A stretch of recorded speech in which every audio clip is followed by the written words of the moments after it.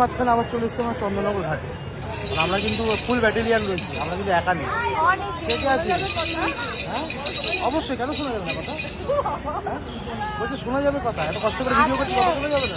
আজকে অরণের শালিও এসেছে, সবাই এসছে, আমার বৌদি আছে আর আর রাজা দাদা, ওই যে বিশ্ব বাংলা মানে রাজাদা, সব একসাথে এসেছি আমরা।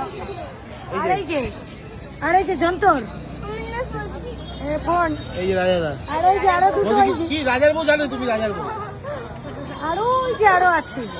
কি ওরা কারা? ওই যে আমাদের জ্যোৎস্না রানী আর আমাদের পুটু রানী। একটা নাম দিয়েছি রাস্তায় আমি। ভাই করে দে। ওই যে দৌড়ে আসছে, ভিডিও হচ্ছে দেখে দৌড়ে আসছে।